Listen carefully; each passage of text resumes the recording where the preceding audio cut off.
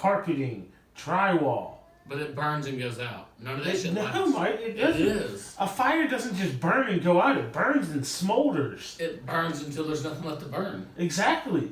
But if it's at a point where it's sitting... And then that fire rises to get to the oxygen. It's not going to rise. It would rise, Mike. Here's a better way to explain it. So, I think you're misunderstanding me when it comes to this framing concept of the towers. So, this fucking metal that they put in there was literally the floors. Are you getting what I'm saying? No, it's not like the floor was put on by wood. Yeah, but what's on top of the cement? It's not cement. It's fucking metal. The floor wasn't just metal, Mike. No, they put. It was also subflooring and carpeting. Yeah, they put subfloor over it, so it was probably. Is that not combustible? I mean, 3/4 inch board. Is that not and combustible? Some carpet. Yeah, is that not combustible? It would burn, but it wouldn't burn. It's not hot enough to burn. It would still travel up, right?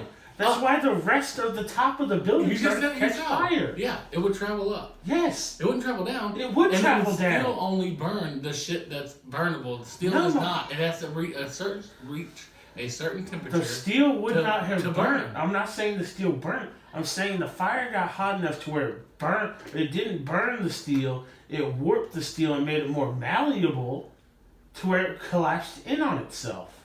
No. But you would think at the angle that it hit, on the side that it hit, that produced heat part right there where it's most, where its most damage was done, that the metal would warp right there. So why not, if a plane hits a building, right, goes inside, damages all that shit, this part of the building's already compromised. It's done. Like you said, heat rises, right?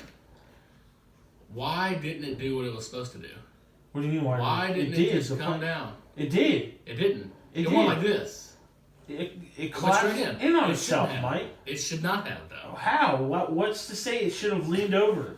Because of the way it was framed and because of the way the fucking plane hit it. So how are buildings supposed to just lean over and fall? If the plane flew up and went straight down to the top of the building, sure. I mean, this conversation would have been over. You'd have me beat.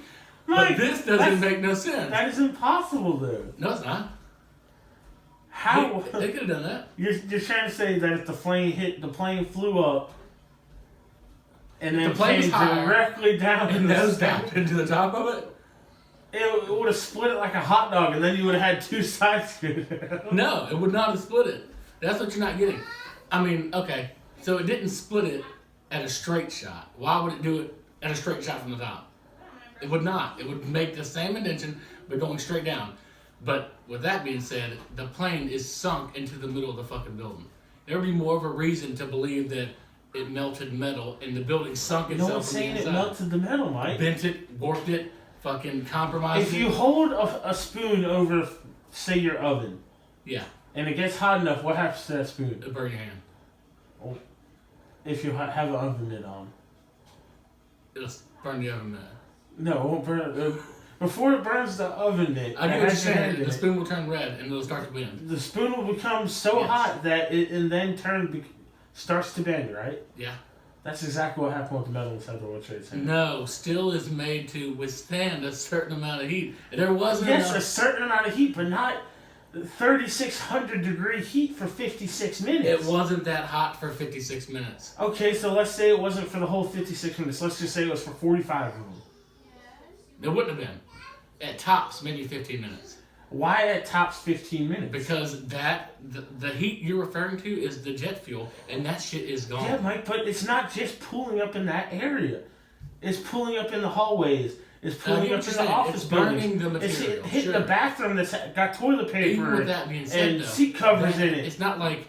It's got the stupid little pieces of fucking styrofoam in the roof. No, but there has to be consistent heat. It doesn't have to be consistent heat. It has to be consistent heat at that level of heat. So go take a spoon, hold it over the oven for a minute, take it off, hold it over again, take it off, hold it over again. It's still gonna get hot in that spot and start to bend. Yeah.